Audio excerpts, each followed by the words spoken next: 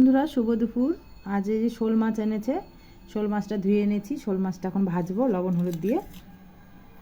লবণ দিয়ে দিলাম প্রথমে, তারপরে হলুদ দিয়ে দিচ্ছি। শোল মাছটা ভেজে এটার আমি একদম মাংসের মতন করে আজকে রান্না করব। মশলা দিয়ে একদম মাখা মাখা করবো শোল মাছের। কড়াই তেল দিয়ে দিয়েছিলাম আগে, তেলটা গরম হয়ে গেছে। এখন মাছগুলো আমি ভেজে নিচ্ছি।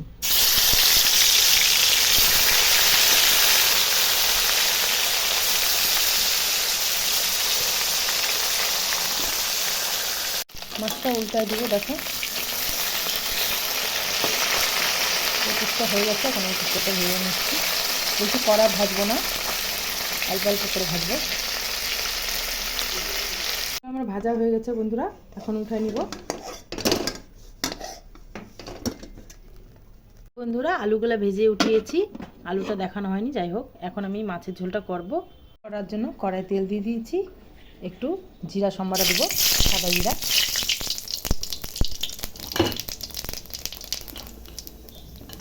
একটু জিরাটা ভাজা ভাজা হয়ে গেলে আমি এখন পেঁয়াজ দিয়ে দিচ্ছি।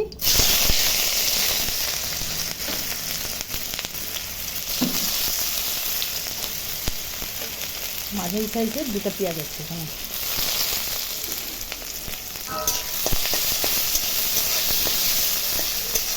পেঁয়াজটা একটু ভাজা ভাজা হলে আমি মশলা বেটে রেখেছি এদিকে, এই যে রসুন, আদা, লঙ্কা, কাঁচা লঙ্কা বাটা, মশলাটা দেব। পেঁয়াজটা আমি ব্রাউন করে ভাজা ভাজা হয়ে গেছে।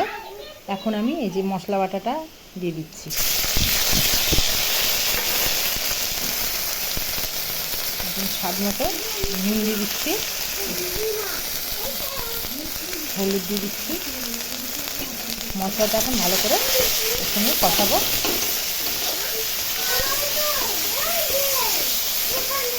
ধোয়া বাটির জলটা একটু দিয়ে দিচ্ছি।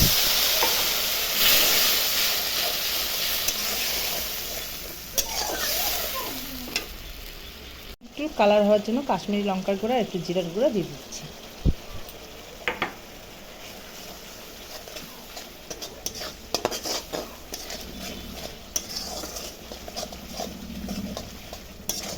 মশলাটা আমি 2-3 মিনিটের মতো একটু কষিয়ে নেব। মশলাটার মধ্যে এখন এই আলু ভাজাটা দিয়ে দেবো, এর সঙ্গে আর একটু মশলাটা ভালো করে কষাবো। এই দেখো লাল লাল করে আমার ভাজা হয়ে গেছে মশলাটা একদম। এখন ঝোল দিয়ে দিব। ঝোল বলতে একদম মাখা মাখা রাখবো, তো বেশি জল দেবো না। এই ঝোলটা ফুটবে, তারপরে মাছটা দিব। শোল মাছের একদম মাখা মাখা রসাই ভালো লাগে, বেশি ঝোল ভালো লাগে না। ঝোলটা দেখো টকবক করে ফুটছে। এখন আমি মাছগুলো দিয়ে দেবো।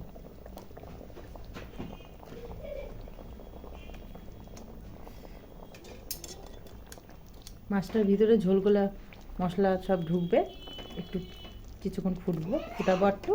তারপরে আমি গরম মশলা বেটে দিব, তারপরে নামিয়ে নেব। আমার ঝোলটা দেখো তৈরি হয়ে গেছে। আর এখন এই যে গরম মশলা বাটলাম, এলাচ আর দারচিনি দিয়ে দিচ্ছি।